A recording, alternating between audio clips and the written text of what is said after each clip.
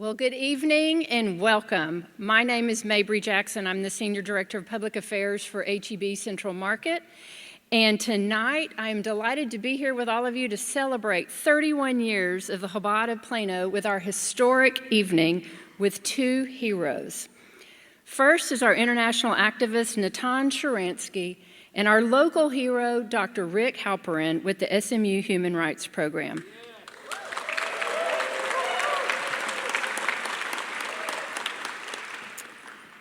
You know, this evening really doesn't happen without the tireless work of Rabbi and Rivki Block and all the dedication they have to this Chabad community. Thank you both for always going above and beyond the call to bring our families and our community across North Texas together. And a heartfelt thank you goes to all of our sponsors listed in your tribute book, our builders, our benefactors, our patrons, and our friends. Your support makes nights like this possible. And to our visionary sponsors, Bernie and Leslie Fiwas, thank you so much. And our signature sponsors, our HEB Central Market, Howard and Florence Shapiro, Karen Glanger and family, and the Payson family. Thank you very much. When the rabbi called me and told me about what was happening tonight, I could not have been more excited to be able to tell you about our first guest. Many of you know about the great work of Dr. Rick Halperin, but until you've traveled with him to faraway lands, you cannot truly understand the depths of humanity this man possesses. When I was a graduate student at SMU, I had the opportunity to accompany Dr. Halperin to Vietnam, Cambodia, and across Germany to the Holocaust sites. And so much knowledge is unfurled on these trips, and daily I found myself saying, why do I not know about this? Why did I never learn about this? And on page 10 of your tribute book, there are a couple of trips that are listed, and I encourage you to consider joining one of these ventures because they truly are a lesson in courage, freedom, justice, belonging, and hope. Most of all, hope. And they probably are even better when you don't have to write a 30-page paper at the end of it. But Rick Halperin works tirelessly and determinedly to promote awareness of and champion the human values that are so important to all of us. And he has impressed upon me and many others a call for responsibility to be a fervent upstander for others. When you know better, you do better. And unfortunately, the work is never finished, but Dr. Halperin certainly has done his part to open the hearts and minds of his students and community members to place them in a quest for justice. My entire world changed after I met Dr. Rick Halperin. Please turn your attention to the screen for a video about Dr. Halperin and the SMU Human Rights Program. Thank you.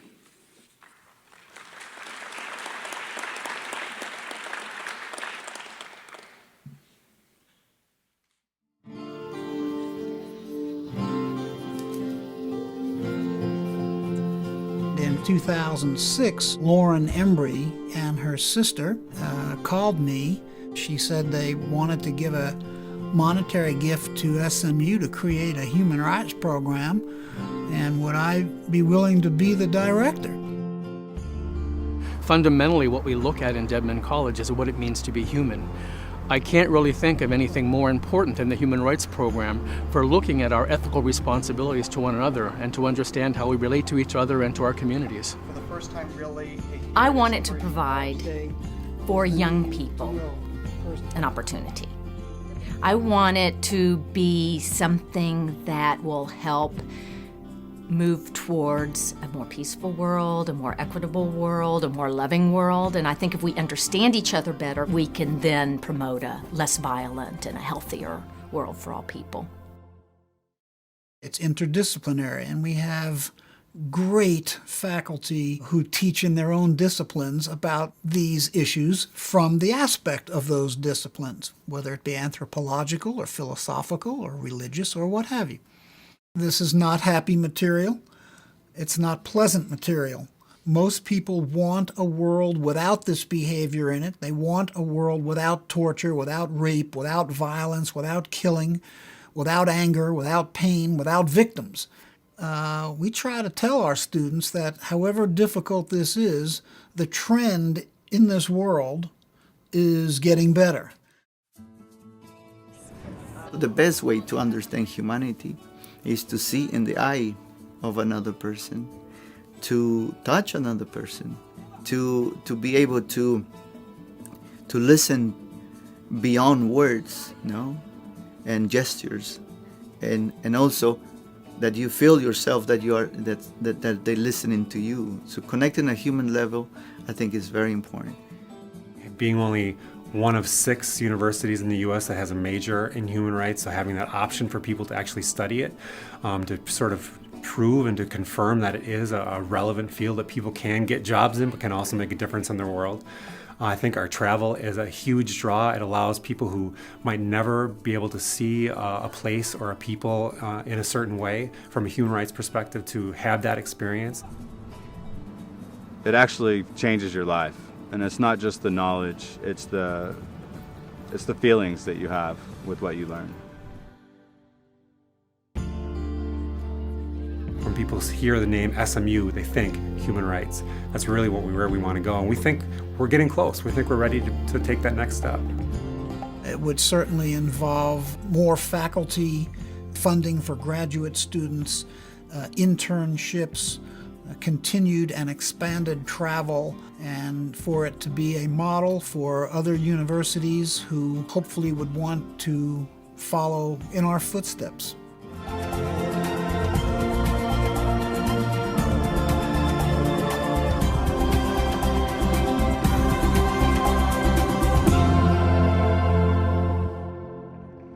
Please welcome Rabbi Block.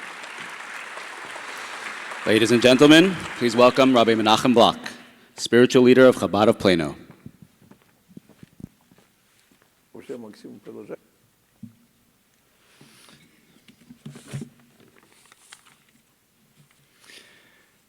In just a few days, we will gather around our Seder tables, surrounded by family and friends, and we will reenact the founding narrative of Jewish history, the Exodus from Egypt. But the events we will recall happened 3,335 years ago. Doesn't it ever get old? Why is this historical memory so integral to our identity as Jews?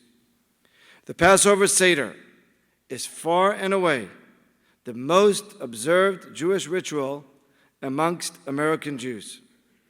Clearly, our grandparents and great-grandparents ingrained this story into our bones. They knew the secret of the Seder. What did they know? Soon after Moses leads the people out of Egypt, in the book of Exodus, there follows a poignant command. This command is utterly unique in the Torah because it does not appear just once, as most commandments do. God repeats this command no less than 36 times throughout the Bible. The verse reads in Hebrew, V'ger lo yisoyna v'lo yisilchatzanu ki geri mayisem b'yeretz Mitzrayim.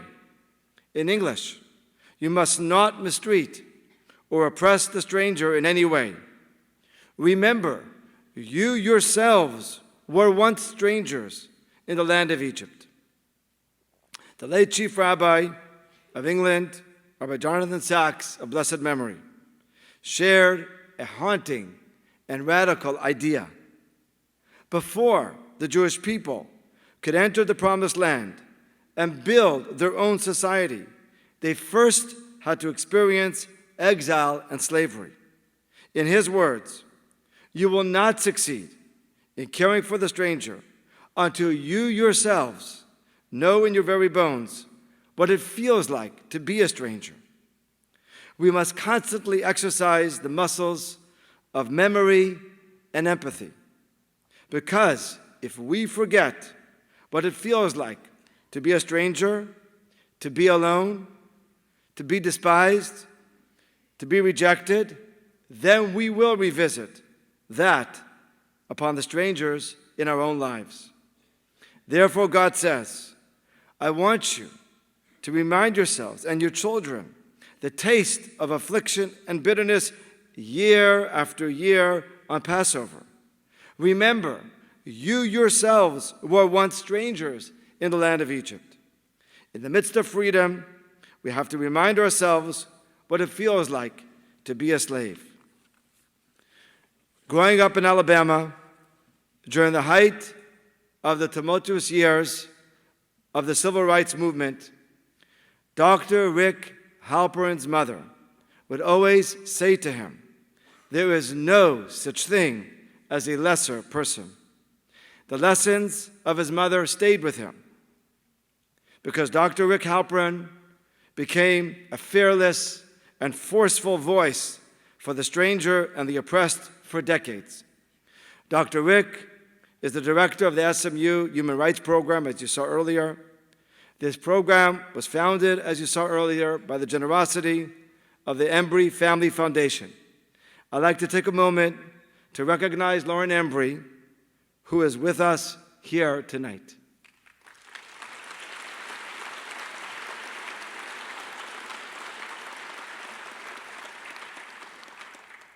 In his work to raise awareness of and to ease human suffering, Dr. Rick realized the power of visceral experiences to shake people from their apathy into action. So in 1983, Dr. Rick began to visit Poland regularly to learn about the atrocities of the Holocaust. And only in 1996 did he inaugurate his annual trip to Poland, where he would take SMU students, faculty, and community members, as you heard from Mabry before, into the heart of darkness, the concentration camps and death camps. Dr. Rick Halperin, please join me on the stage.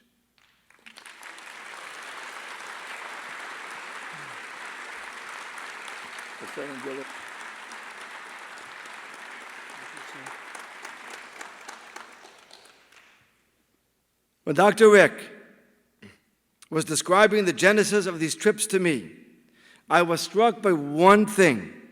He said that in preparing for this initiative, he visited Poland several times, each time during a different season, to see how the climate affected the experience of the trip.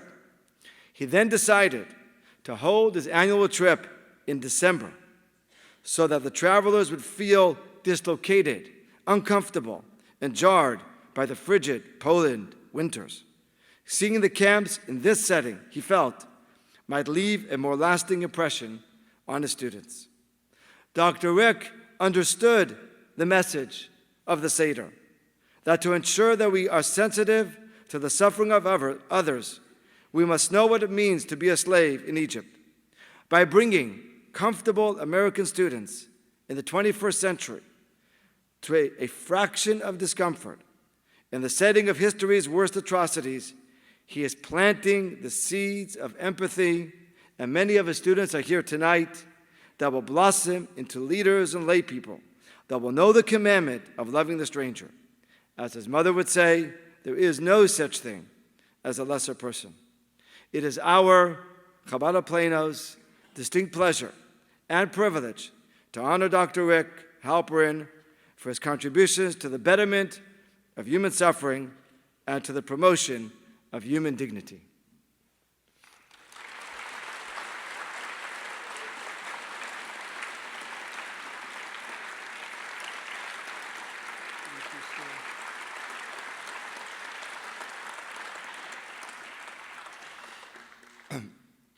There's a piece of art in Hebrew that says two words, lilmod or lilamed, which means, in English, as it says here as well, to learn and to teach. And you are a constant student and a constant teacher. Presented to Dr. Rick Halperin in recognition of a life dedicated to teaching. There is no such thing as a lesser person. May your light continue to shine, The world needs you. Chabad of Plano, Collin County, March 2023. Thank you, sir.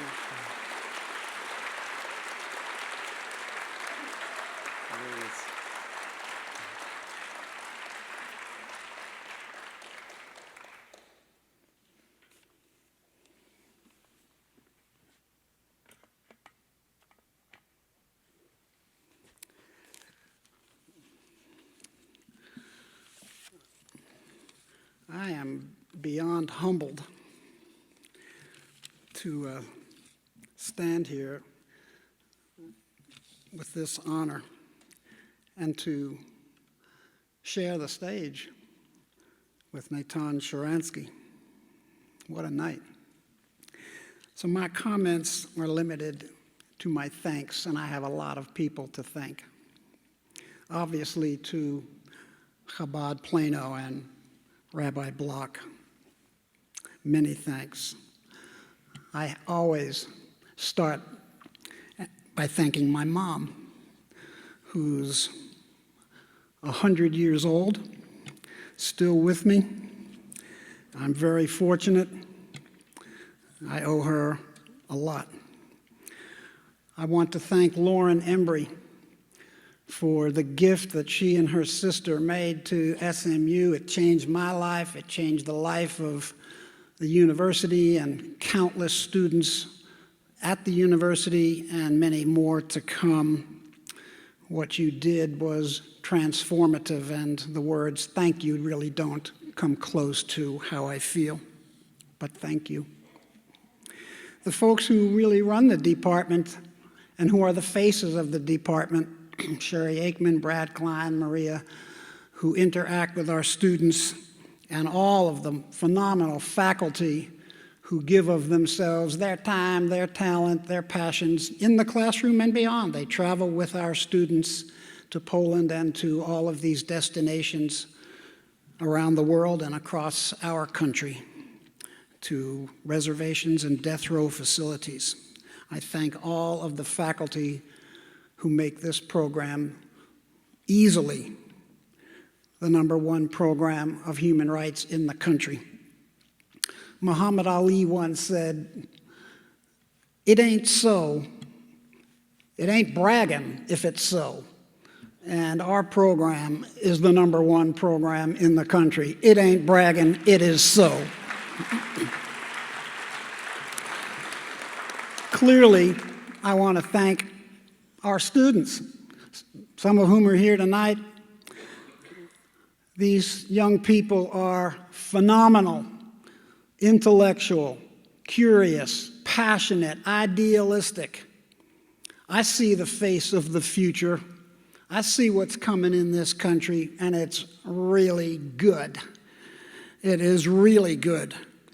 And these students, both undergrad and grads, they are going to be, in part, responsible so that someday in America, everybody in this country will wake up in an America which is free of the scourge of the death penalty. And for them in those efforts, I thank you for trying to make this country better in every way possible, including in that very difficult topic. Many of my friends are here this evening, and I owe you many thanks. Lots of you are across the spectrum, from human rights community organizers, attorneys, journalists, docents at the Dallas Holocaust and Human Rights Museum, the only such museum of its kind in the world. I thank you for your friendship, and more importantly, I thank you for who you are and what you do to make this city, this state, this world better because of you. There's a piece of me that is a little different than the human rights, but it's important to me.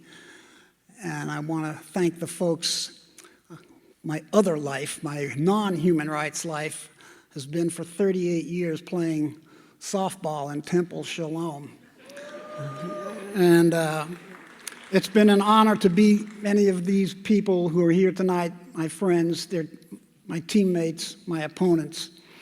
But but it's a real big piece of me and one person, Skipper Bob Weinfeld, who is loved by hundreds of people in this community and everybody in the league, including myself. So Bob and everybody from the league, thank you all so much, and I'll see you Sunday. And my last two are these, one of which is to all of y'all in the audience. For who you are, most of you I do not yet know and have not met, I hope to, tonight and beyond. But I want to put this out to you. The human rights program that we have it's not unusual. It's unique. This stuff, this material should be at every school in the country, but it isn't. But it is here in Dallas at SMU, and our program is not just for SMU and SMU students. It's a community program. And I urge those of you in this audience who share the passion of human rights education and the pedagogy to consider helping the program become endowed. It needs help, and I hope that you will follow the gift that Lauren Embry made that started our program, and it's just a plea to do so. And last, but certainly not least, I want to thank my best friend, the love of my life, Laura, who makes it possible for me to do this work, who supports me. I'm so fortunate to have you in my life, and most importantly, who allows me at the end of these days where these difficult topics are so prevalent in my life, to allow me to come home to love.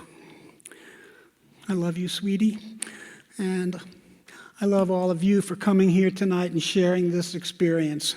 God bless. Thank you all.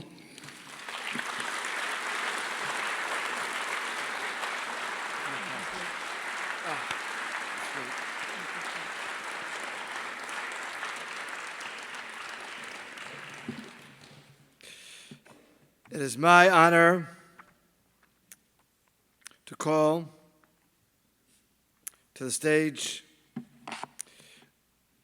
Mr. Bill Finkelstein, the chairman of the board of the Jewish Federation of Greater Dallas, to bring us greetings on behalf of the Federation. Thank you, Rabbi. Thank you.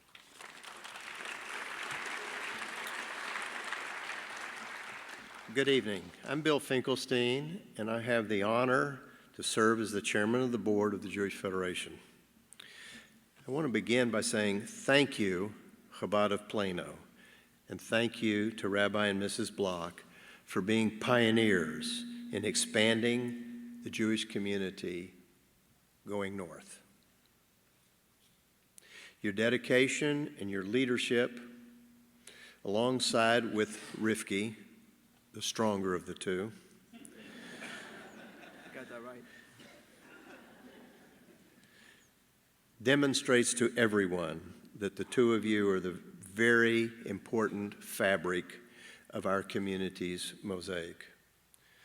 The Block family is an active part of the infrastructure of our community, and their children and their children's spouses continue to strengthen and broaden our community with outreach, with love, and with service to the Jewish people, and staking branches in Frisco, in Legacy West, in Allen, McKinney, and even Rockwall. Before I leave the podium, I'd like to briefly mention a couple of items that I think the followers of Chabad of Plano might be interested in. Like Chabad, we place a special emphasis on education and development of Jewish youth. In that regard, we were thrilled last year to bring back the teen tour after a 16-year hiatus. Several Chabad teens traveled with us last year, and we hope to see more and more in the future.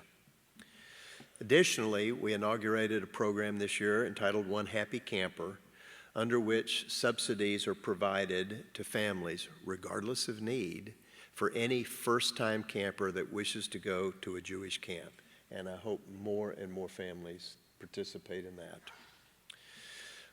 that. Unfortunately, security has become very important. Our security department collaborates with organizations such as Chabad and multiple agencies to work with local security grants and with FEMA federal security grants. And it's our mission to partner with agencies such as Chabad to harden every facility where Jews gather. These are trying times, but we're optimistic. We look forward to a continuing partnership with Chabad of Plano to build a strong and a vibrant Jewish community. We are proud to be here tonight. We are proud to support the work of Chabad, and I'm joined by my CEO, Igor Alterman, and fellow colleagues from our federation. Thank you for inviting us. Kol Tov.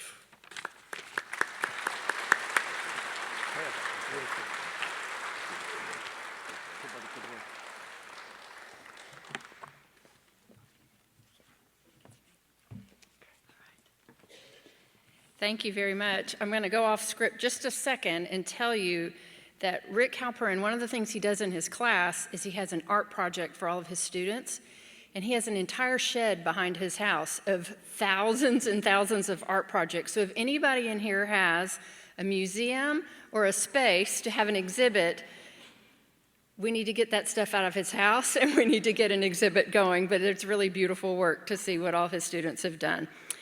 So as we begin our featured conversation, please note that there are instructions on the screen to submit questions for our guests, and we hope that there will be time at the end that we can get a few of your questions in. And so if you'll see, for those that are technically challenged, good luck. But Natan Sharansky is an international symbol of Jewish pride and strength, and his story embodies the resiliency of the human spirit. The title of one of his books, Fear No Evil, should stand as each of our daily mantras, because as we know, fear divides us and it leaches power from us. Our responsibility to one another does not mean we have to agree on everything, but it will not allow us to stand by silently when injustice runs rampant. And when so much discord exists in the public sphere, we have to remember what unites us as one. Natan Sharansky's story is a reminder that our common human values of fairness, dignity, and respect are critical to every single person across our globe. Please enjoy the video and welcome Natan Sharansky as he is interviewed by Dr. Rick Halperin.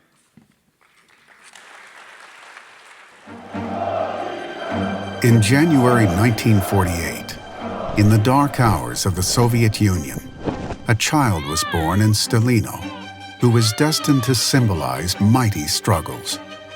A bitter, global struggle between the bald eagle and the brown bear in the throes of their Cold War.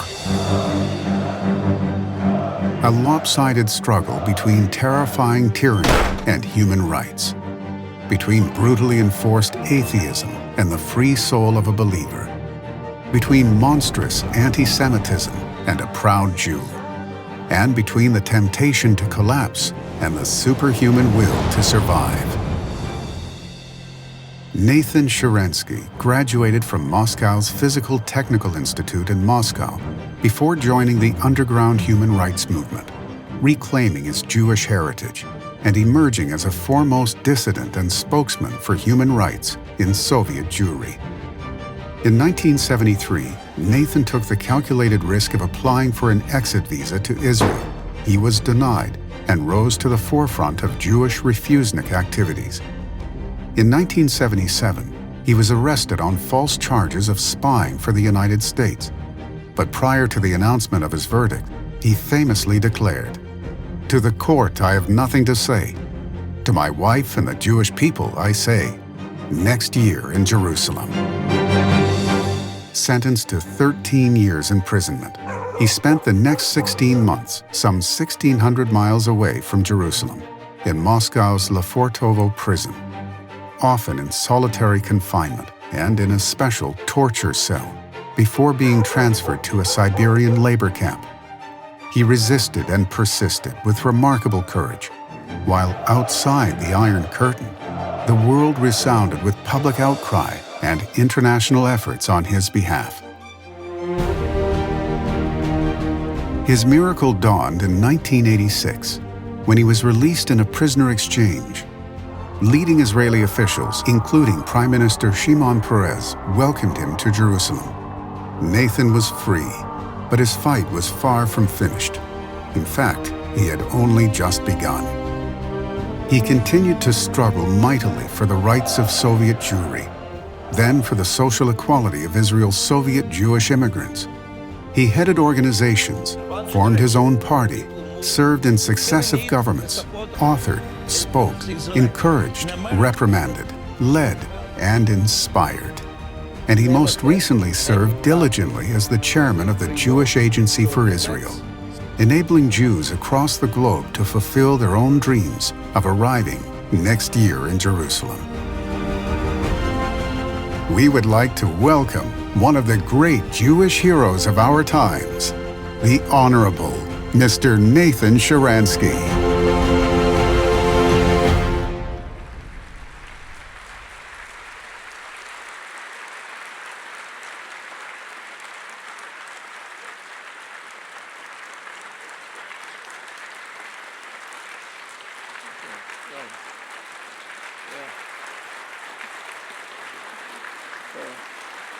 I was told you sit there. Wherever you want me to sit. Congratulations with your... Thank you, sir. You too. Yeah.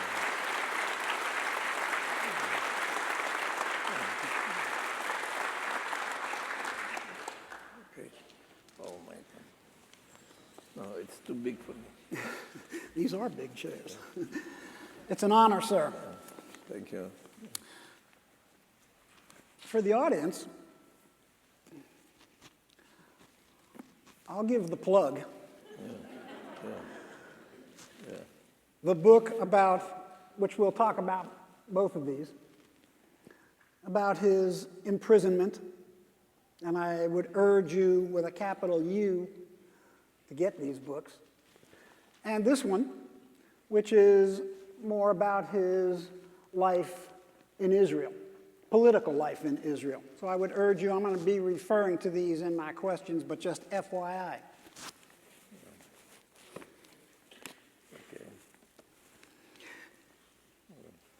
Okay.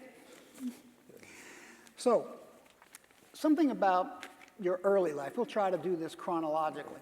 You were born in 1948, just a few years after the war, and you were 5 years old when Stalin passed away. So could you talk to the audience about what it was like being Jewish in your very early years under Stalin and beyond? Okay, so I was born and grew in Donetsk, then it was called Stalin. Now that is the center of the war between Russia and Ukraine. Or more exactly, that's the target of the brutal aggression of Russia against Ukraine. But in those days, nobody could imagine that there can be such a war. If those days somebody will tell me that next war here will be or between Russians and Ukrainians, or between inhabitants of Earth and other planets. Guess, make a guess. I would sure say between the inhabitants of Earth and the other planet, because there was no way to imagine that this Soviet Union, where we are celebrating when I was a little boy, voluntary unification of Russia and Ukraine, that it will turn to the war. But there were hundreds of nationalities. It was like international world of workers, Donetsk. And in the idea of the parents, there is fifth line nationality. So there were dozens and dozens of different nationalities. And all this didn't matter, because nationalism was something which didn't exist, which was prohibited by Soviet Union. But if it is written Jew, that mattered. because of anti-Semitism, because of discrimination. And all the conversations at home are what kind of career you can make, what are the restrictions. And the message was very clear. Because you're a Jew, and Jew is like a disease. You are born with this disease. So what is the cure? You have to be the best in physics, mathematics, whatever. It doesn't matter, because that's the way of survival of Jews. So no positive meaning in this word there wasn't, because we had no history, no books to learn Jewish language, no synagogue, no Purim, no Pesach, no Brit Milah, no Bar Mitzvah. These words didn't exist in our life. The only Jewish thing was anti-Semitism. So we really grew without any identity and without freedom. And the first time that I understood what it is to be loyal Soviet citizen was exactly when Stalin died. I'm 5 years old. My father explains to me that it is very good for Jews that Stalin died. He didn't go into the details that there is the trial prepared against Jewish doctors, and then there will be massive expulsion of Jews to Siberia. He didn't tell me all this. Also, he didn't tell me that all these trials were planned for Passover, for Easter, which was like Passover, and Stalin died on Purim. But he did tell me that I should remember all my life that miracle happened, that in the moment of big danger, this dictator died. But he added, don't tell it to anybody. Go do what everybody does. And I go back to kindergarten, and I cry with all the children about death of Stalin. And we are singing songs about son of all the people, Stalin. And I have no idea how many children are really crying and how many are crying like me. And that was the beginning of the real loyal Soviet citizen's life, when you do whatever you're supposed to do, you read, you say, you vote, as you're told, but all this is lies. The truth is only for the family. So that was our childhood, without identity and without freedom. Very different than how everybody here clearly had experienced in their early years. You were a child chess prodigy. You graduated from the Moscow Institute of Physics and Mathematics with a degree in applied math. That's so beyond me. I had to get tutored to a D in Algebra 1. So I can't even comprehend your brilliance in this field. When you were doing your chess, what compelled you to get involved in the struggle for human rights? How did that begin? Yeah. Well, as to the chess, I started playing in the age of 5, and why I enjoyed, because my mother told me that is the game in which you can be absolutely free in your thought. And really, in that self-censored world, something that there is a world where initiative is not punished, where you can try yourself again and again intellectually, was very interesting. And so I had the theory that the taller the person is, the quicker I will win him or her in chess, and because everybody was taller than me, so I had to win everybody. And after I became the champion of my city, to make it more interesting, I started playing simultaneously, and then I started playing simultaneously without looking at the board. And all this was a hobby. But in prison, going back then to prison, suddenly this hobby became very important, because there, when you're in a punishing cell, and I spent 405 days in punishing cell, where there is dark and cold and hungry, and there is nothing to do, and you're supposed to deteriorate intellectually.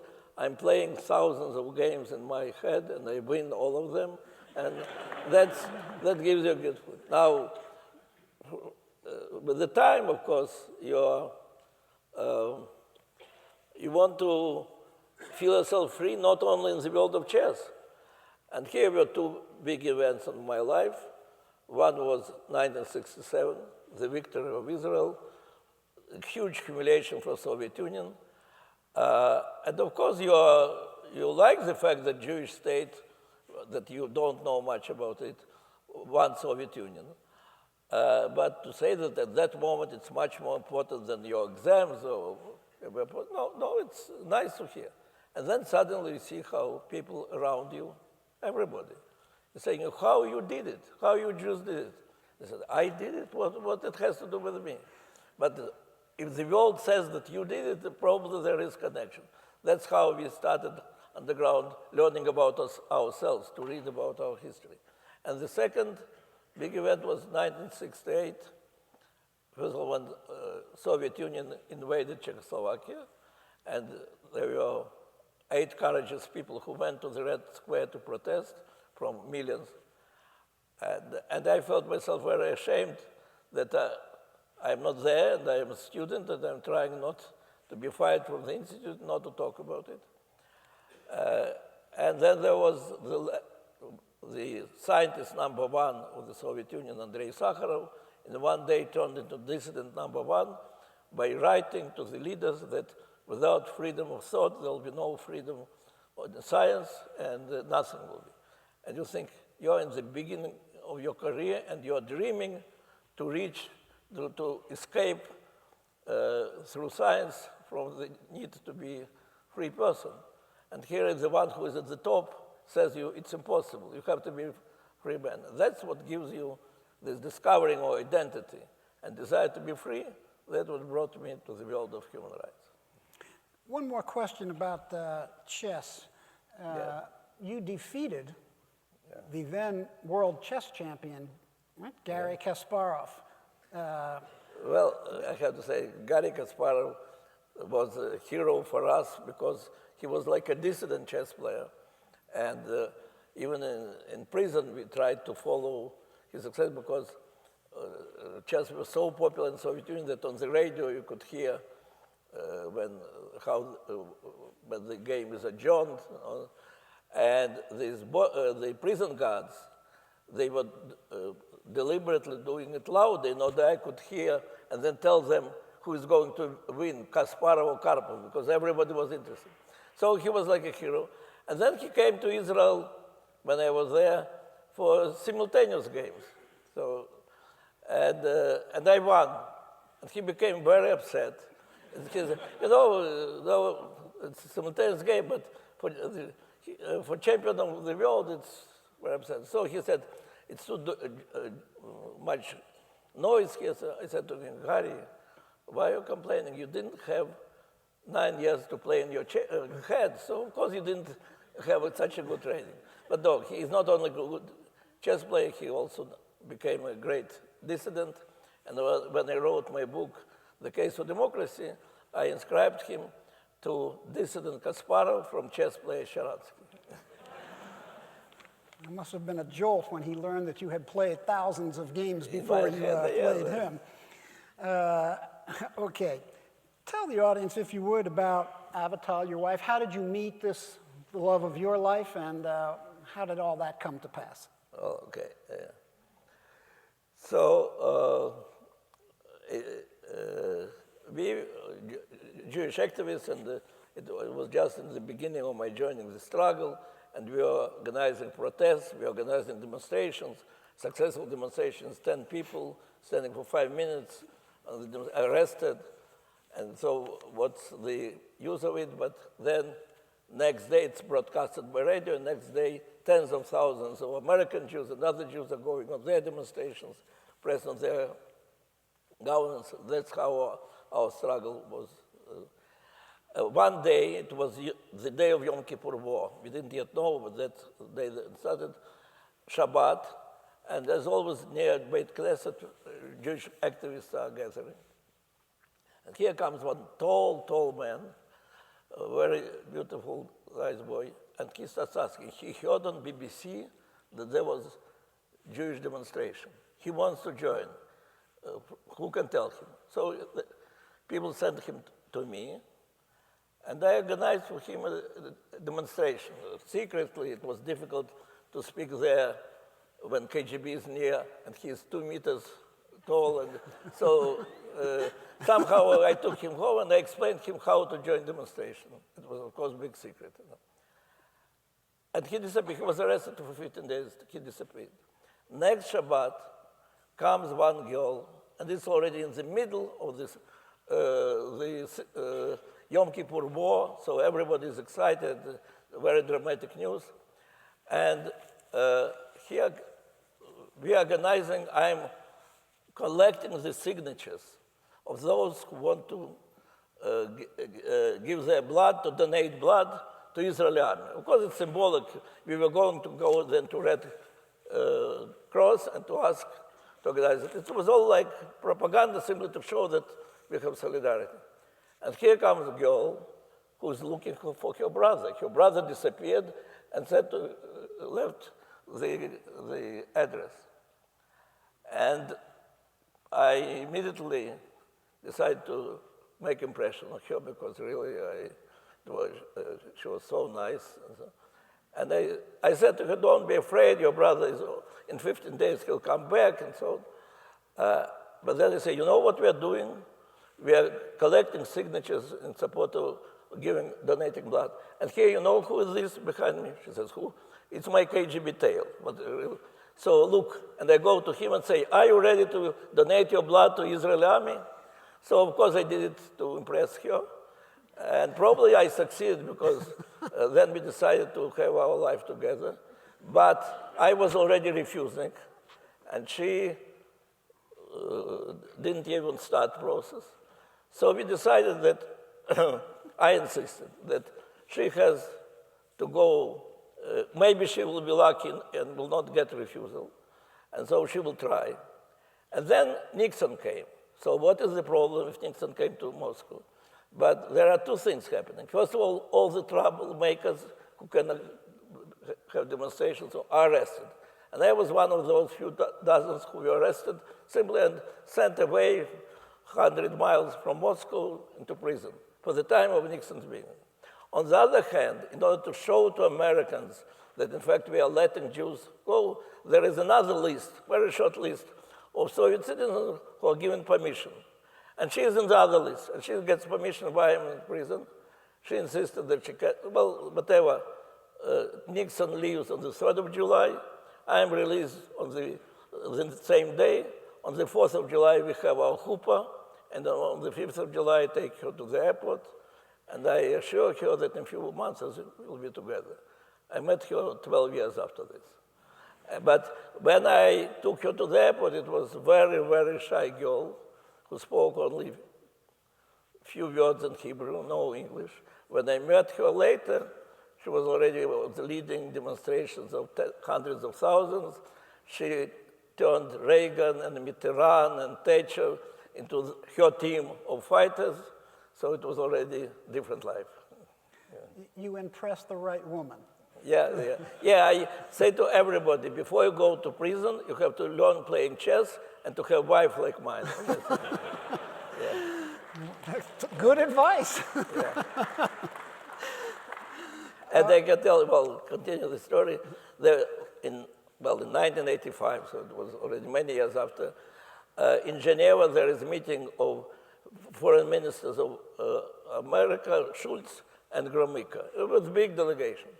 And Vital, some of the delegation helped her, and she came to the press room 5 minutes before American delegation, where there were a lot of journalists, and made a strong statement about violation of human rights in the Soviet Union. So next day there is a meeting at Schultz, as he told to me, and they're discussing the things, and his assistants are insisting we have to demand from Schweiz that they'll exile Avital Sharansky, because it's impossible with such a provocation. Russians understand that it's done deliberately. We have to get rid of her. And when they almost decided it, Schultz said, wait, I want that if there will be trouble with me, my wife will do the same for me. So let her do it. This book, the Fear No Evil book, is clearly about, overwhelmingly, your imprisonment and the conditions, mind-boggling conditions that you endured. So can you maybe talk in some detail about the arrest, what you went through in those early months, weeks, months, and years, and the different forms of the imprisonment of you, because they weren't all in the same place. You were moved. Just to describe what that was like. Okay. First of all, I am arrested and then there are interrogations. I am accused in high treason, which includes capital punishment. And I'm explained from the very first day that you choose between life and death. Well, you're specialist in capital punishment, yeah. So, or you go to the press conference and say that condemn Zionism, condemn Israel, say that we are right, and then very quickly you'll be able to go to your wife. Or there were no such a thing in our history that somebody is accused in being American spy and will not be sentenced to death. So you'll be sentenced to death. And that continues for a year and a half of interrogations. And I have to decide for myself why not to do it. And it's clear that I became a free person since I started the struggle, and they want me to take back to that slavery of the Soviet citizen. And I don't want it. I don't want to weaken our movement. I feel responsibility for our struggle, for our history. So I refuse. And I'm sure that whatever they say, I'm sure that the world and the Jews of the world are fighting for me. So that gives you strength. Then, after they sentenced me to 30 years, and then they try those years to reach the same aim, but by different things. And so they were like 18 levels of so-called diet. It's levels of food from 1A to 9B. 9B is 3 pieces of bread, 3 cups of water. And they're giving you less and less, moving from one diet to the other, trying to make you to savor the one. By the way, that's the plight of all the political dissidents. Maybe here in the audience, I don't see there, maybe there is Ivan Kovalyov, also one of those political prisoners. But there were, at some moments, thousands, some hundreds, that when they could become free any day. The moment you say what they want and go publicly, they don't need your life. They want to show to all the Soviet citizens that nobody can be independent from KGB. And then you can have 2 letters in months, or 1 letter to send in a month, or 1 letter in 2 months, or they will not let you write any letters. Once, when for a year I couldn't write any letter, I started hunger strike, which continued for 110 days with 34 forced feedings. But in the end, because the world was fighting, and I succeeded through somebody who was released to pass the word, so they retreated. And there is punishing cell, as I said, that I spent there for 105 days. That's the way to press you to me. So after I was released, when I was in Israel, and I was meeting with our president, and I said to him, I want to visit Israeli prison. He was surprised and said, because that is the institution from which I can learn a lot about society. And then I come to Israeli prison, and I say, and they are playing volleyball, you know. So the cells are open. They say, I want to see punishing cell. They took me to punishing cell. It's also very small, but the guy is lying on the mattress and reading and writing something. There, of course, in our punishing cell, there were no books. And no. I say, what you're doing? He is preparing his exams in the university. So you understand, in the free world, it's absolutely different institution than in the Soviet Union. Yeah. And today, unfortunately, Russia is quickly going back to the same situation. Yeah. You know, this book, Fear No Evil, it's a sober read, for sure, with what you endured. But it has moments of humor in it. Could you explain how you, well, for want of a better word, worked, manipulated, toyed in some cases with the KGB? Because there is a lot of humor in this book. Well, first of all, I think it's one of the things that when I'm giving advices about the prisoner, about the children, I say, first of all, you have to be very serious about understanding the historical meaning of your struggle, in order not to feel yourself alone, that there is such a history of fighting for the freedom and you're part of it. But on the other hand, don't take anything seriously, and first of all, yourself. Try to look from the side, and joking about this reality helps you a lot to survive.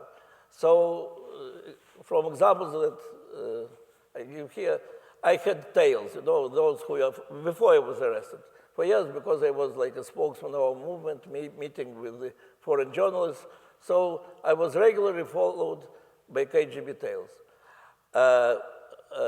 4 people usually with the car, and every 8 hours another shift. And so in order you will not run, you go out of the subway and you immediately take the cab. So they have no time to call by walkie-talkie to the driver who has to come here. So they have no choice. They jump into the taxi. Say, wait a minute. I say to taxi driver, it was my line, take them away. He tries to throw them out of the car. They show him KGB card, what he can do. And I say, okay, then you'll pay half. They agree. And so I really, when I found out that's a great way to save a lot of money, I was really, and it was really nice. Another time, I found that one of them was drunk, and he started cursing me and dirty kike. And so I called and we had over the telephone of the local KGB. And I called them from the public telephone. I called them and say that I'm such and such, your people are following me, and one of them is drunk, and how it can be that KGB officer is drunk, and he is threatening me. He said, what, are you drunk? Our people never followed. I said, look, I'm waiting for 10 minutes, and then I call to New York Times. And so I wait for a few minutes, and suddenly somebody from this car goes out, takes him, and he disappeared for many months. So I was fighting for the good behavior of the Soviet KGB men. And if to move to the prison, only one episode, because there were many, usually when there are, I had 17 interrogators, because it was like against all our movement. Hundreds and hundreds of Jewish activists from all over the Soviet Union were interrogated. So let's say at some moment there are 2 of them in the room. And I told them some anti-Soviet jokes, and there were a lot of jokes in those days, because the Soviet leaders like Brezhnev and others, they were inviting jokes about this senile and old and primitive. But of course it was all underground. So, but here I'm telling to this KGB, well, stop asking me, you know what are my answers. I just remembered some great joke, that Brezhnev calls to Soviet cosmonauts, it's the same like astronauts, and says, we cannot afford, we were the first in the space, and now Americans sent men to the moon. We cannot accept that they are better than us. We decided we send you to the sun. They say, Leonid Ilyich, but we will be burned alive. He said, do you think we are crazy then, Politburo? We are sending you at night. So, funny, yeah? So I say and I laugh, but they cannot afford to laugh one in front of the other. That will be the end of their career. They have to start shouting on you. How you dare, only for this you can be sentenced to death and so on. And I tell them, you see, you want to say that I'm in prison. You cannot even laugh when you want to laugh. So who is in prison? Why I was doing it? Of course, they want to take me out of violence. I try to take them out.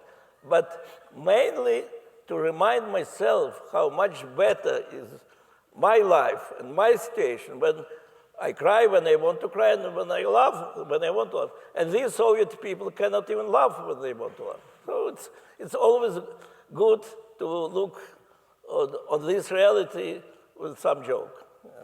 You need to read this. Yeah. Okay. One of the main things that runs through this book, this is a show and tell. You have this special book of Psalms, and it plays a big role for you throughout this book and beyond.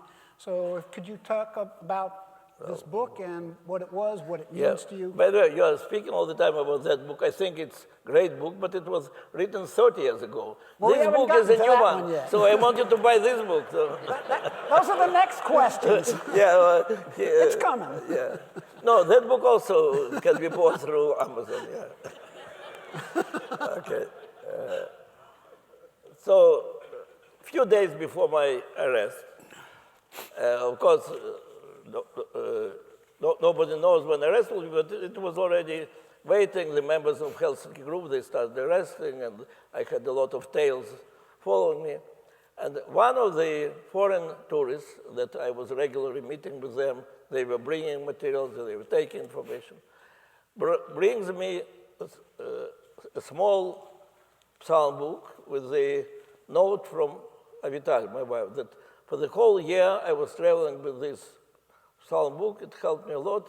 I have a feeling I have to send it to you. And I looked at it, and there are, well, my Hebrew was very small, but also the Hebrew that I did know was about arrests, about persecutions, about trials, not about psalms. And I cannot understand even where at the beginning of that was a sentence if you didn't learn special. And I have such important things, press conferences, demonstrations, so I don't have for all these small things. I put it aside. A few days after this, I am arrested, and they give me the list of things which they confiscated on me, and there is like written small book, black book, not in Russian. That's all what was written there. And I realized that's psalm book which I didn't even open. And I remember this note of my wife. So I demanded that they'll give it to me, and of course they didn't, and there was long negotiations. They gave it to me 3 years after, together with the telegram that my father passed away. And of course, it's always difficult, but when it happens in prison, you cannot be with your mother and with your family. So I decided that I will read this psalm book until I understand. And there is like an ocean of words and sentences which you don't know where is the sentence. So because I am a mathematician and study logic, so I take every word that I know and then look in what places it comes and with what are the connections in order to understand the other words. And so it happened that from all this ocean of words, the first phrase, which I understood from the beginning to the end, was Gam ki alech bageit salmavet lo ira ra ki ata imadi. And when you go through the valley of death, fear no evil because I am with you. Who's I? Who is this thou? It can be God, it can be King David who wrote it, it can be your wife who said it, it can be people of Israel. It's like all they together came to the cell to strengthen you. So it could not be coincidence. That was like my beginning of the mystical world of God started. And then I was fighting for this book all the time that it would be with me.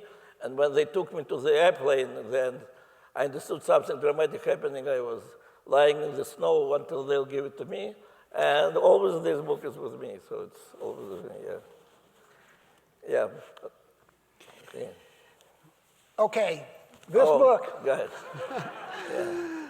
Okay, now, I'm quoting you here. Yeah. You said in that book, and I'd like you to talk about each of these segments of 9 years. You said, having served for 9 years in each the Gulag, Israeli politics, and the Jewish Agency, I don't know where I suffered most. Well, So I'd like you to talk about each of those 9 years and then let us know what you think. well, I have to say that it's very weakened version because my co-author, Gil Troy, said you cannot say like this, and that's how he reinterpreted it. Because what was written that no doubt that 9 years in government was the most hard, most difficult. And I'll tell you why. In prison, of course, physically it is tough life, no? But it's very simple. Here is enemies, here are friends, here is black, here is white. The only mitzvah I know in Judaism we have Taryag mitzvot, 613 obligations. Who can say that you fulfilled all your 613 obligations? Here is Rabbi, ask him. Does he believe that he fulfilled all the commandments? Nobody can say. It's only Jews could have 630 obligations. In prison, everything is simple. You said no to KGB, and you fulfilled all your obligations. What else you can do? And so you have to do it every day. No, no, no, no, and that's all. In government, it's very difficult. Everything is built on compromises, on agreements. And it's very difficult to feel when you crossed the line that you should not cross. And who is today your ally and who is tomorrow already is not your ally. So it's much more complicated life. You know, when Bibi wanted me when he came back to power in 2009, he wanted me to continue politics. I said to him, you know, Bibi, I was in 4 governments and I twice resigned. For comparison, I was in 4 prisons and I never resigned. So he said, almost irritation, so you don't want to be in public life? I said, no, just now there is a vacant seat of the head of Jewish agency, and it's just for me. He almost fell from the chair because I just said that I don't want to be minister and I want to be in Jewish agency. He said, why you think you'll bring another 1 million Jews from the Soviet Union? I said, I don't know, but you're right that you believe that, and you're right that the most important danger is Iran. And by the way, Bibi from 2097 started explaining to Israel and to the world that number 1 challenge for survival of Israel is Iran. But I believe we also have another challenge as people, how we, Israel and Jewish people, remain one, how we are building our connection, interdependence. And that's, in fact, this book is about it. And that's what Jewish Agency was about. So that's why, yes, I enjoyed Jewish Agency, I enjoyed prison, government less. And the statistic you gave, just for those who might be curious, while you were at the Jewish Agency, 207,188 people immigrated to Israel during your 9 years as the head of the Jewish Agency. Moving forward, many young Jews today are torn between what they see as a choice between universal human rights and supporting Israel and forging a strong Jewish identity. What words would you say to these folks? Well, first of all, I go to my experience in the Soviet Union. You know, I simultaneously was activist in Jewish movement, a refusnik, spokesman for Zionists in the Soviet Union. And at the same time, I became very involved in human rights movement. I had the honor to be also communicating between Andrei Sakharov and the journalists. I was one of the founding members of Helsinki group, so I really felt very comfortable in these 2 worlds. But I was told by representatives of both worlds, some representatives, including Israel, that you cannot be at the same time universalist and nationalist. You have to decide, are you fighting for the rights of your people or you are fighting for the human rights of the world? And I always was resistant to this. I felt it's absolutely wrong, that if I have strength to fight for the rights, for the human rights, it's only because I discovered my identity, I discovered my history, I discovered our people, and that's what gave me the strength. When I was loyal Soviet citizen without identity, I had no values except from survival, except from professional success. So that's what I'm saying to young people. And I was almost in 100 campuses, universities all over the world, most of them in America. And in the last 20 years, of course, there are some very challenging things happening in the universities. I told to Ariel Sharon 20 years ago that the most important platform, beachhead, it's a battle for the future of our people, American universities, because that's where young people, young Jewish people suddenly are scared, embarrassed, want to run away from their Jewish identity. So while speaking to these young people, I'm saying, you want tikkun olam? Well, you want better world? First of all, it's good desire. If you didn't want, probably you are not Jewish. So it's so natural for Jew to dream about tikkun olam and to fight for this. But there is need a lot of strength. You cannot do it simply in between studying physics and mathematics. It demands from you a lot of strength and power. And there is no other source for it but your identity. And you're lucky you have such a unique history, such unique people. So it can give you so much strength.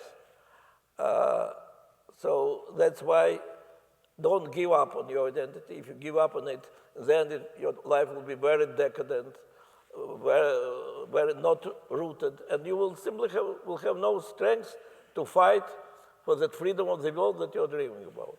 So that's what I try to tell them, but because I'm very old and I understood that if you want to convince young people something, they can be convinced only by young people. And that's why I was developing more and more programs as the head of Jewish Agency of sending more and more young Israelis to the camp. I invented this program of sending Israeli fellows. Today, on most of the important universities, there are young Israelis who are talking to them, not me. And of course, more and more programs of bringing tens of thousands of young Jews to Israel and to talk there to the people of their age. And that's the base of strengthening identity through meeting between young Jews there and young Jews here. You know, you're only 2 years older than I am, so trust me, you are not old and you are not very old. As we are sitting in this room, on a more sobering note, we all know what is happening and has been happening in Ukraine for the last year, tragically. Recently, you went to Ukraine, you flew to Ukraine, and you met with President Zelensky. Can you talk about what you shared and what you think is going to happen there? How do you see Well, this? first of all, I couldn't fly to Ukraine. There is no way to fly to Ukraine. I flew to Poland, and from there, we took a special car, or you can go by train, but we took a special car, and it's like 12 or 13 hours drive to Kyiv. And when I came there, I met Zelensky. It was just the beginning. It was October. It was the beginning of this new Russian tactics that they couldn't win in the battle, so they started destroying the infrastructure, the power stations, the water stations. So Kyiv was all without the lights. In fact, the palace of the president, only 2 or 3 rooms were with lights. Because of the secrecy, that it will not be seen by the airplanes, but also because they didn't have enough electricity. Zelensky, I met Zelensky also before, because I'm the chairman of the Babi Yar Memorial. That's a big project that Babi Yar, which is the biggest grave of Holocaust, but it's also the biggest symbol of the efforts of Soviet Union to erase Holocaust. And now we try to turn it into the biggest Holocaust museum and study center and so on. So to that extent, the president of Ukraine was interested that even in the times of Corona, we had 3 times Zoom between him and his people and our team, which is partially in Kyiv and the international board, because he wanted to see how it's developing. So here I met him. He was very, very, very tired, but very determined. Look, he spoke to all the world, and I think he changed the attitude of the world. And what I was saying from the very first day, that from my opinion, it is not the war about the piece of land between Russia and Ukraine. That's attempt of Putin to change all the base on which the free world is standing. He wants to rebuild Russian empire. And he said publicly that Ukraine is not a nation, Ukraine belongs to Russia. From his point of view, everything belongs to Russia. I met him a number of times in his first years of presidency, and then it was clear that what he wanted is recognition, that he is the head of the superpower. But for many years already, he doesn't want any recognition because all these people, Bush and Merkel and the others that he was looking for, they are all disappearing. After 4 years, after 8 years, they're disappearing. And he's the only one forever because he did everything to make sure that he will be the president forever. And so Ukraine, we are lucky that there is a country which is the first victim, but also they are ready to fight. They are not asking anybody to send soldiers. They are only asking for weapons. And he explains again and again that, look, the sooner they'll give us weapon, the quicker there will be this victory. If there will be no weapon, though we are much stronger, we are much more professional, we are much more motivated, but without weapons, what we can do? Well, also there was, of course, there is still some kind of problem in the relations between Ukraine and Israel. And he said, for me as a Jew, and he, by the way, he's very proud and open Jew, and for me as a Jew, it's very difficult to explain why Israel is one of the very few countries in the free world which refuses to give us weapons. No, of course, there was argument that we have to fight Iran every day, and Putin is on our border protecting Syria, and all these bases in Iran are in Syria. So we needed this cooperation with Putin, or his agreement that we will do it.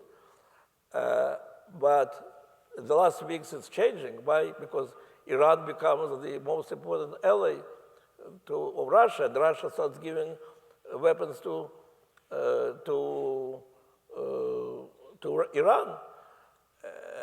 So that's exactly what we were discussing then. Zelensky was saying, isn't it clear to Israelis that Iran, which is now giving drones, will be also the main ally of Russia? So how it can be that that's what we were discussing, that America is fighting Putin and is appeasing Iran, and we are fighting Iran and appeasing Putin. So, but I have to say that he is very down to the earth person. He is not taking position of somebody very important. But at the same time, he speaks with the world in a very strong terms. We are fighting, we are defending you. Where is your support? That's the way how he speaks to all the world, and it works. And thanks God, Biden administration, after some very serious mistakes before the war and in the first days of the war, now took the right position, is giving the most, it gives artillery, it gives tanks. The last decision has to be made about the airplanes. And, Ukraine and Zelensky personally are absolutely determined to win. And it's good that finally the free world, after some hesitations, understood that it's very important for the free world that Ukraine will win. I know that we're getting ready for some questions from the audience, but here's one last one for you. You know, a lot of human rights is bad human behavior in a broad overview. As a human rights educator, I said this earlier, I see the face of the future, and it's in these young people especially. What gives you hope for the future? Well, I believe that in the end, I wrote about it, the book, The Case of Democracy. In the end, every person wants to be free. It doesn't mean that every person believes in this type of democracy or this separation between the authorities or that, but every person giving the choice between the life of the slave, the life of the double thinker, and the life of free person, chooses freedom. And it takes time for the leaders of the free world to understand that their best allies in every place are not the dictators, but the democratic dissidents. I was absolutely against Oslo Agreement, not because I'm against Palestinians, but because I believe that the agreement which is built on this, that we are bringing dictator to Palestinians and say, now he will be your leader and he will protect us from terrorists better than we can do it. I believe it's a huge mistake. The stability of the world will not be built on dictatorships. It takes time for the leaders of the free world to understand it. But in the end, I believe that desire of people to be free, that's the most important force which will take us to the future.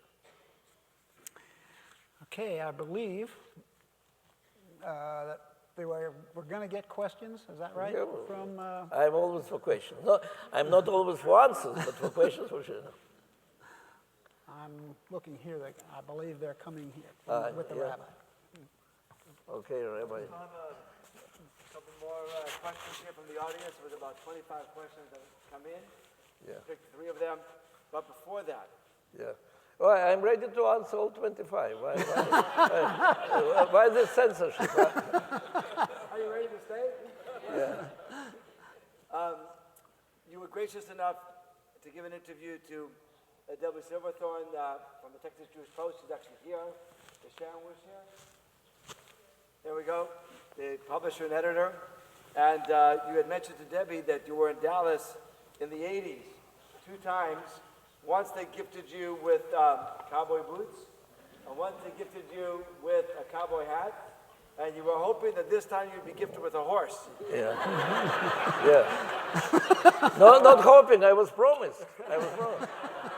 So the Eisman Center did not allow me to bring a horse, but we got you a beautiful Texas belt and a buckle with horses on it. Okay. Well, yeah, good. Thank you, but it's all pretext not to give me horse. Yeah. Take a picture. Yeah. Yes. Thank you. It's very nice. I have to tell this real story. The real story is like this. We had a huge demonstration in Washington in 1987 in December when Gorbachev first came. And I traveled through 32 communities to mobilize people, and really it was unbelievable. 250,000 people came to Washington to protest when Gorbachev came. And then, in the end, when people are already going back, and there were delegations from different places. There is some nice guy with sombrero comes to me and says, "What is the chance to bring you to Dallas?" I said, "Will I get that hat?" He said, "Yes."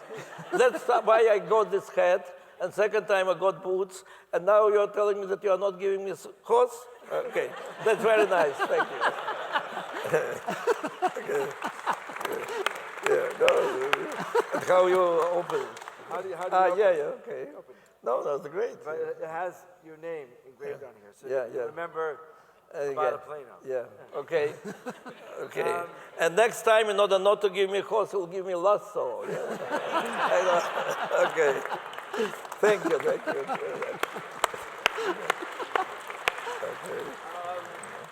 We do have a question about Chabad.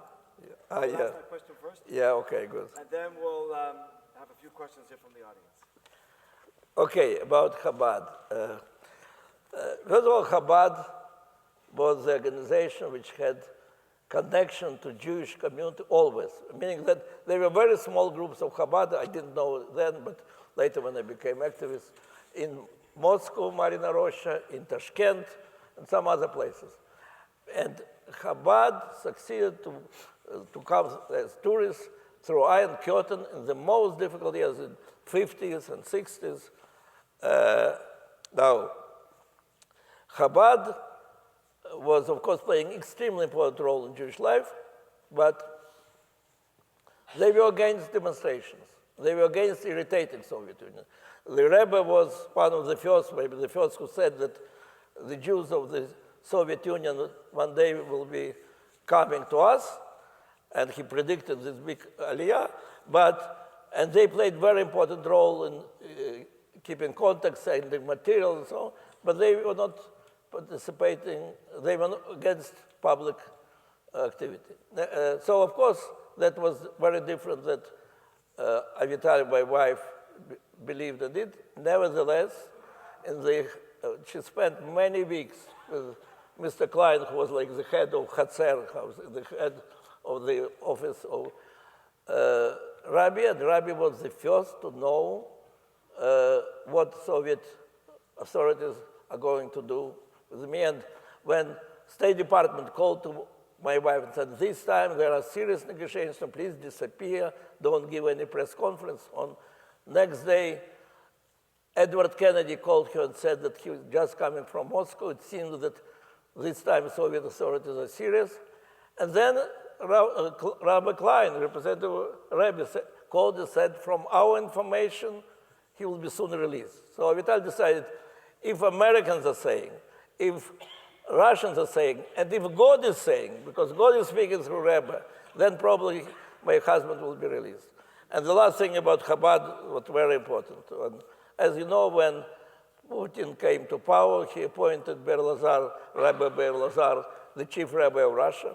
He told me in our first meeting that I know that for many of you, Chabad is not Judaism.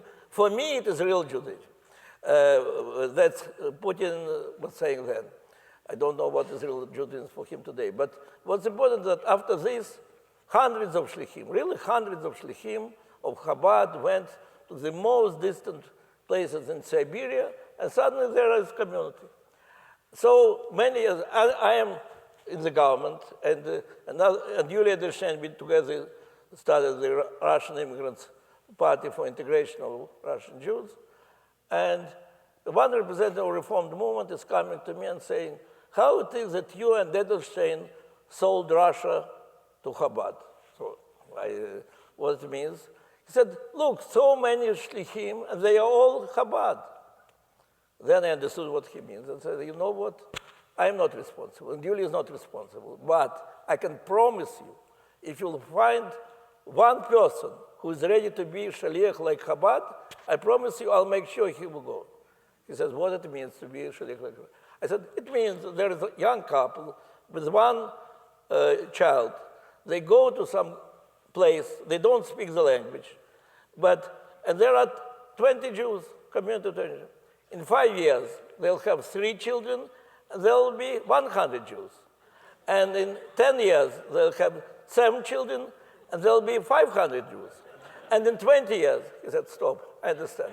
So nobody has this type of shlichim who go for all their life, who their language of that country becomes their language, community grows, becomes very connected to Jewish people, and they spend all their life, from the age of 20 to Admei Vesrim, to 120, there. That's all the Chabad is doing. Okay, these 3 questions are from the audience. Yeah. The grandson of Rabbi Ronnie Greenwald is in the audience with us tonight. Wow. Can you please share a memory of your experience with Rabbi Greenwald? Well, that was, of course, mainly experience of Avital, my wife, though I met, of course, him after I was released. But Rav Greenwald was really very well connected with many important people all over the world. He helped to Avital to establish some connections in South Africa when there was Soviet spy and there were idea of negotiating about exchange. It was nothing went out of this. Here in America, and really there were many very important organizations, Jewish organizations who were Student Struggle for Soviet Jewry and Coalition for Soviet Jewry and Conference for the Soviet Jewry and Council for Soviet Jewry.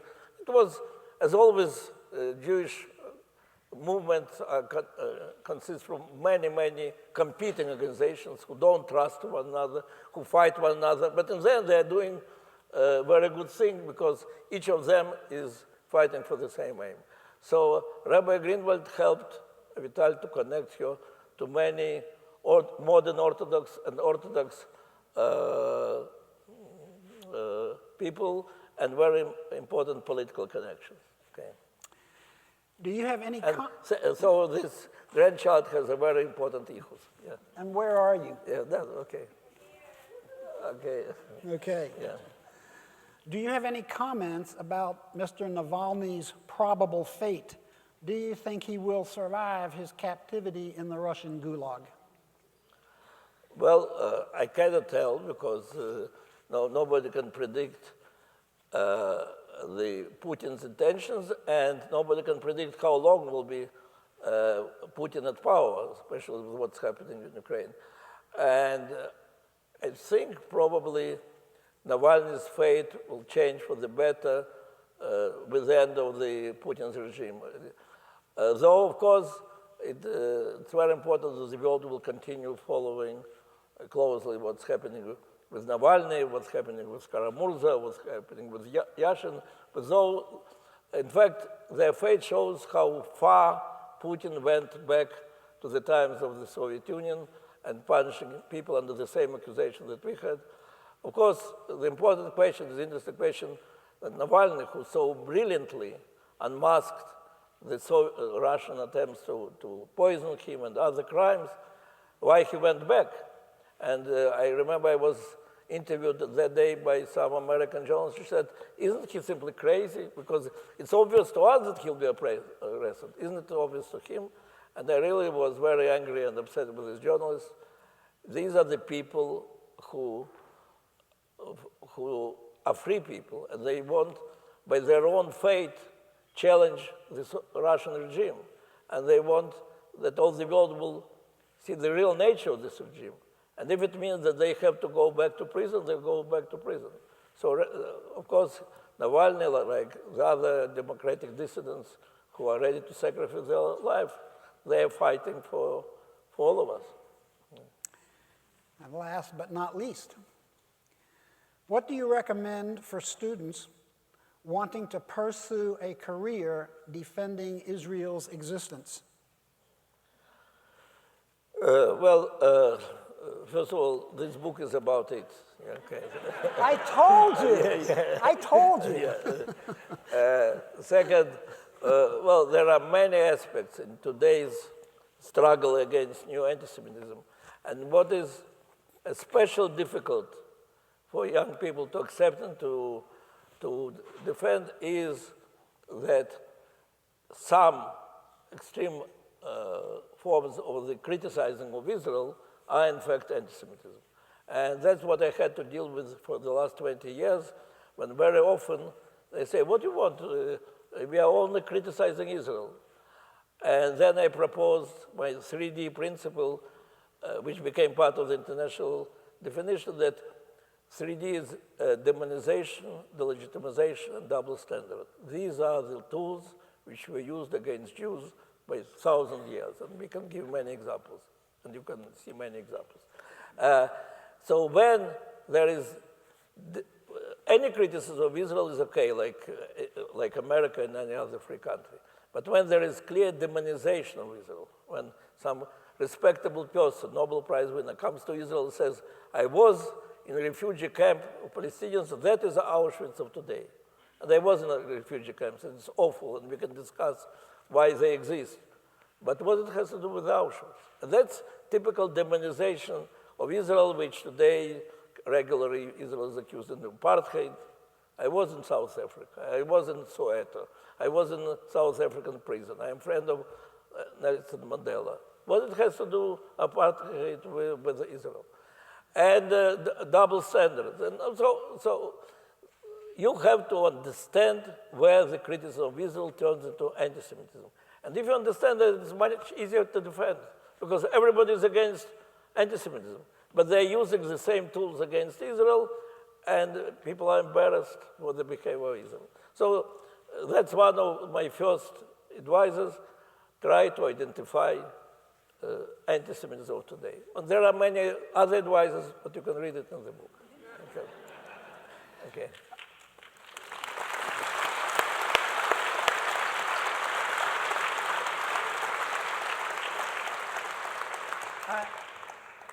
I'm speaking for me, but I'm sure everybody in here would echo this sentiment, if not these words. It's an honor to chat with you, to learn from you, and to be inspired by you. And on behalf of the Human Rights Program, I hope that our students get to see and learn what human rights defense, protection, and advocacy means, and how difficult this work is. It's not a game, but it is the most rewarding work, in my opinion, that there is. I thank you so much for sharing this stage with me and for being here tonight. Thank you. Thank you, sir. Thank you. Okay. Good thing, huh? Oh, yeah, look. This one. Okay, before you finish. Yeah. Okay, we go. Thank you very much. What a wonderful conversation we had, and what an honor it was to have both of these wonderful gentlemen with us this evening. Before we go, I want to say thank you particularly to our event chairs, Marla Buskin, Karen Glanger, Bonita Gluckman, Ilana Peikoff, and Aaron Simon. Thank you. And to all of our sponsors, thank you. Your dessert event is downstairs. Your ticket is in your envelope. But most of all, thank all of you for your presence tonight. Safe travels home, and we look forward to seeing you again really soon. Have a good evening.